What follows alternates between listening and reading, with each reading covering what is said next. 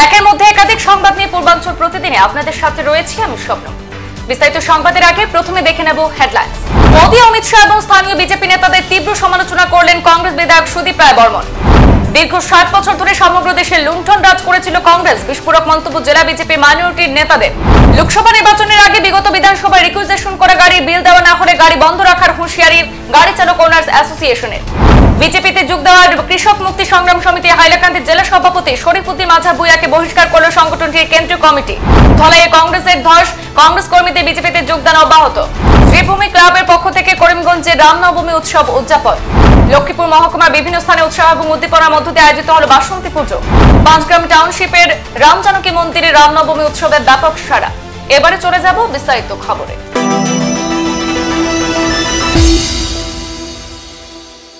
বুধবার পশ্চিম ত্রিপুরা লোকসভা আসনে নির্বাচনে প্রচারের শেষ দিন। শাসক ও বিরোধী সব দলই নিজেদের মতো করে প্রচারে ব্যস্ত। প্রচারের শেষ দিন পশ্চিম ত্রিপুরা লোকসভা আসনের ইন্ডিয়া জোটের প্রার্থী এবং প্রদেশ কংগ্রেস সভাপতি আশিস শাহকে পাশে বসিয়ে প্রধানমন্ত্রী নরেন্দ্র মোদী, স্বরাষ্ট্রমন্ত্রী অমিত শাহ এবং স্থানীয় বিজেপি নেতাদের তীব্র সমালোচনা করলেন কংগ্রেস বিধায়ক সুদীপ রায় বর্মন। তিনি অভিযোগ করেন, বিজেপি নেতারা সাধারণ মানুষের সমস্যা নিয়ে চিন্তিত নন। স্বরাষ্ট্রমন্ত্রী অমিত শাহ নির্বাচনী প্রচারে ত্রিপুরা এলেও এক প্রকার পালিয়ে চলে গিয়েছেন। প্রচারের শেষ দিন প্রধানমন্ত্রী নরেন্দ্র মোদী আগরতলায় নির্বাচনী সভায় ভাষণ দিতে আসছেন। তাই ভিআইপি রোড সহ রাজধানীর বেশিরভাগ সড়কে সাধারণ মানুষের চলাচল নিষিদ্ধ করে দিয়েছে নিরাপত্তারক্ষী বাহিনী। এর ফলে সাধারণ মানুষের তীব্র সমস্যা হচ্ছে বলে ক্ষোভ প্রকাশ করেন সুদীপ রায় বর্মন। এই যে প্রকল্পগুলো খাদ্য সুরক্ষা আইন, শিক্ষার অধিকারের আইন, স্বাস্থ্যের অধিকারের আইন, বনাধিকার আইন, তথ্য দেওয়ার আইন, উনি নাম পাল্টানো ছাড়া আইওয়াইকে পিএমএওয়াই, রাজীব গান্ধী গ্রামীণ বিদ্যুতীকরণ যোজনার নাম পাল্টে দীনদয়াল উপাধ্যায়ের নাম যোগ লাগানো, নাম পাল্টানো ছাড়া নির্মল ভারতকে স্বচ্ছ ভারত, এই সারা উনি কি জনসাধারণের স্বার্থে, দেশবাসীর স্বার্থে কি করলেন সরকার, তার রিপোর্ট কার্ড পেশ করুন, আমরা যাচাই করি। বিকশিত ভারত উনি বলছেন এদিকে বিকাশ হচ্ছে, বিকশিত ভারত হচ্ছে, আর গবেষক বলছেন আমি 5 কিলো করে 80 কোটি জনতাকে আমি বিনে পয়সায় চাল এবং গম খাওয়াচ্ছি। তাহলে 80 কোটি জনতাকে যদি তুমি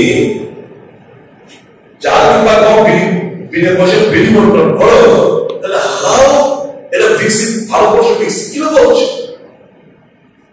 এগুলো পরিষ্কার তথ্য ধারণা করবে দেশবাসীর কাছে, সেই জায়গায় থাকবে না, থাকেন না। উনি সত্যকে ভয় পান, আর আমরা ইন্ডিয়া মঞ্চ সত্যের উপরে দাঁড়িয়ে আমরা রাজনীতি করছি। আমরা আমাদের আমি শুধু আজকে এই রাজ্যবাসীর কাছে একটি বিনম্র আবেদন জানাবো, ভয়কে চিন্ত। সকাল সকাল দলবদ্ধভাবে আশপাশের বাড়ির সবাই মিলে একসঙ্গে সকাল সকালকে ভোট প্রদান করুন। অসুবিধা হলে ওখানে স্থানীয় ব্যক্তিদের সঙ্গে যোগাযোগ করবেন, সেক্টর অফিসার রয়েছে, পুলিশের দ্বারস্থ হন, হেল্পলাইনে ফোন করুন। আরেকটা কথা খুব সকলের কাছে, ভোট যাওয়ার পথে অ্যান্ড্রয়েড মোবাইল যাদের রয়েছে পকেটে ভিডিও মোডে দিয়ে আপনারা চলবেন, রেকর্ড করুন প্রত্যেকটি। যদি কেউ বাধা দিতে চায় তাদের সমস্ত কিছু রেকর্ড করুন। ত্রিপুরা জনসাধারণের কাছে আমার বিল থাকবে। আমরা কি চাইছি? ওকে হার জিত হয়, সবাই যেতে, কেউ না কেউ যেতে, কিন্তু মানুষের আগে সঠিকভাবে ভোট পাশে নির্বাচন কমিশন আমাদের কাজ করতে বলেছেন যে 7% আমরা ব্যবস্থা নেব। আমরা আশাবাদী যে মানুষের ভোট, মানুষের অধিকার সুরক্ষিত থাকবে এবং সঠিক মতো মানুষের মতামত ইভিএমে এবং ভিভিপ্যাটে তারপর তুলে দেওয়া হবে। আমরা প্রত্যাশা রাখছি এই যুদ্ধে শুধু ইন্ডিয়া মঞ্চ না, এই যুদ্ধে সামিল হতে হবে ত্রিপুরা জনগণকেও।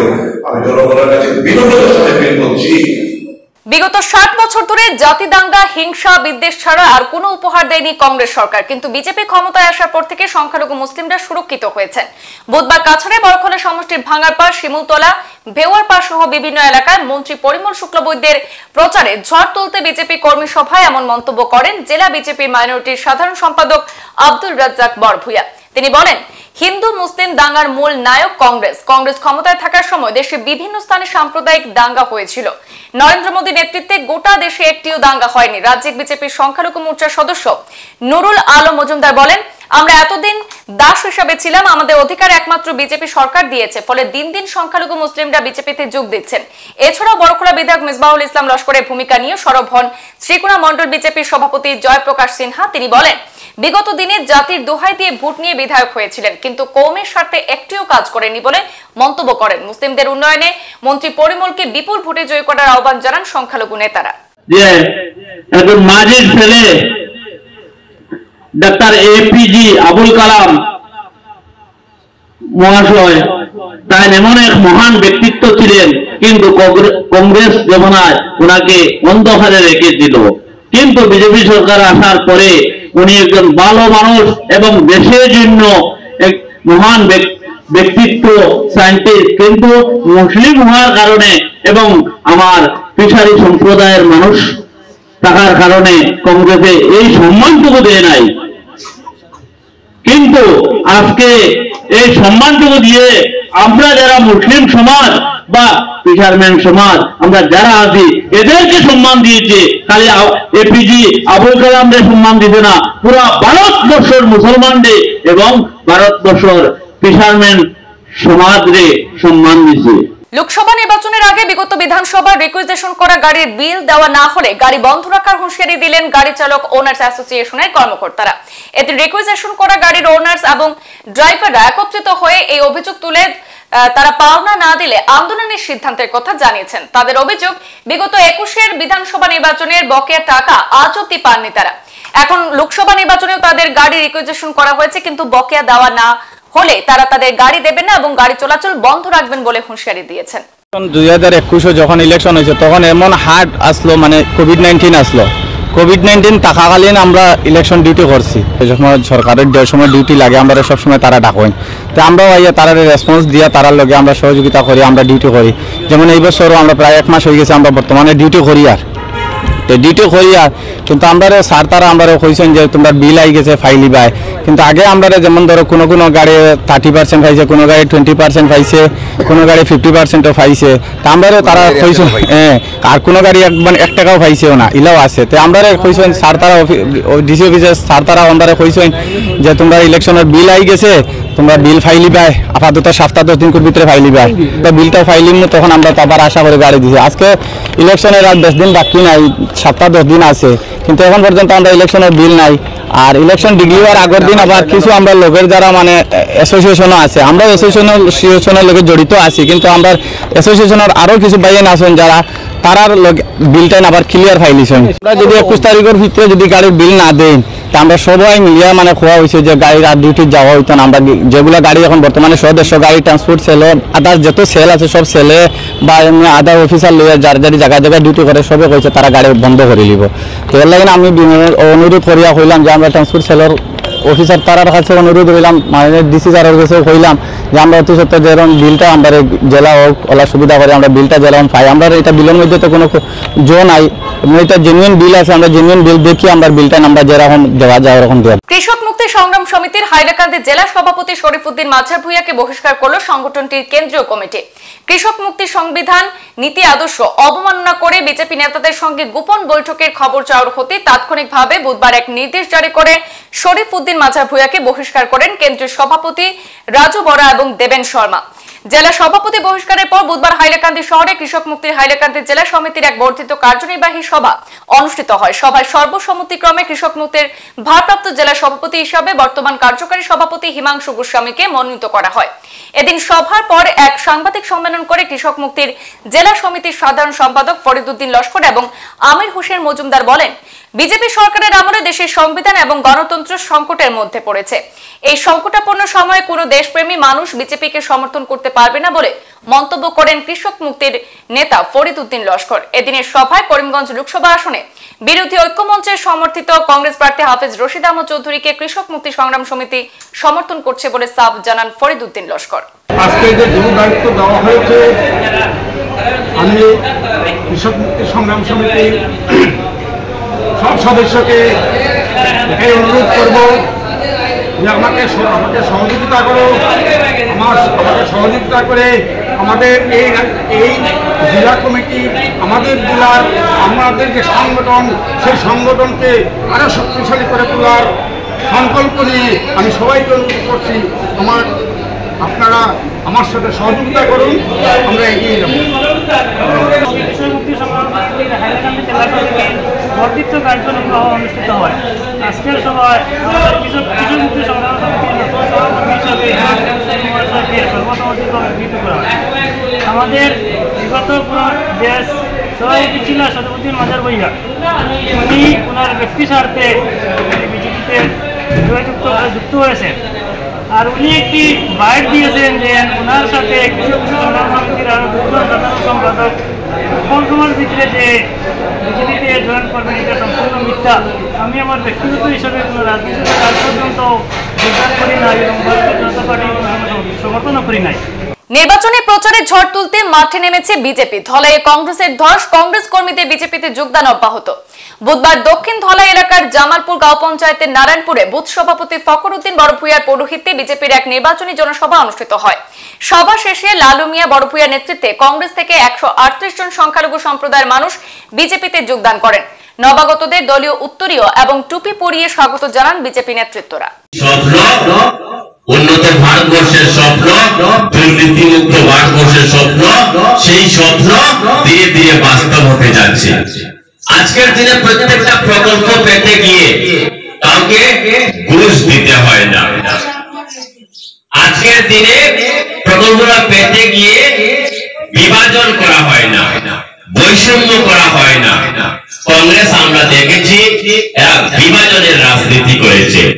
ওরা হিন্দু, ওরা মুসলিম, ওরা খ্রিস্টান।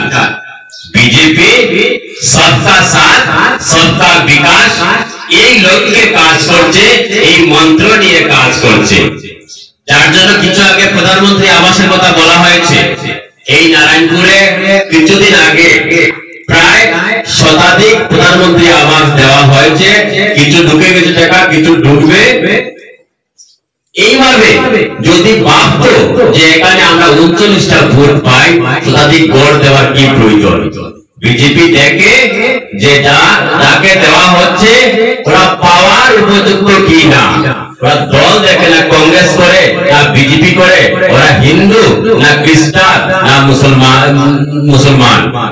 করিমগঞ্জে রামনবমী উৎসব উদযাপন। সীমান্ত শহর করিমগঞ্জে শ্রীভূমি ক্লাবের পক্ষ থেকে স্থানীয় অনুকূল সাগরের পাড়ে রামনবমী উৎসব উপলক্ষে রামের পূজার্চনার আয়োজন করা হয়। আয়োজকদের পক্ষ থেকে রাজস্বী দেব বলেন, এবছর প্রথমবার করিমগঞ্জে বৃহৎ আকারে রামনবমী উদযাপন করেন তারা সকলে করিমগঞ্জবাসীকে রামনবমী উদযাপন অনুষ্ঠানে সামিল হবার জন্য আহ্বান জানিয়েছেন।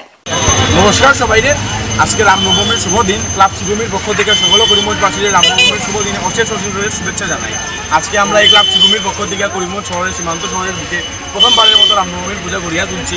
আমরা আজকে সকল মানুষের করিমগঞ্জ শহরের সকল জনসাধারণকে আমরা নিমন্ত্রণ যে আইয়া আমরা পূজায় অংশগ্রহণ করতো, আমরা এখানে অঞ্জলি নিত, পূজায় দেখতো। আমরা দুপুরবেলা 1,000 মানুষের এস্টিমেট আছে প্রসাদ খাওয়ার, সবাই আইয়া প্রসাদ নিত আর মানে শ্রীরামের আশীর্বাদ নিয়ে যেত। ওটাই আমরা কথা। ধন্যবাদ। বন্দে মাতরম, ভারত মাতা কি জয়, জয় শ্রীরাম।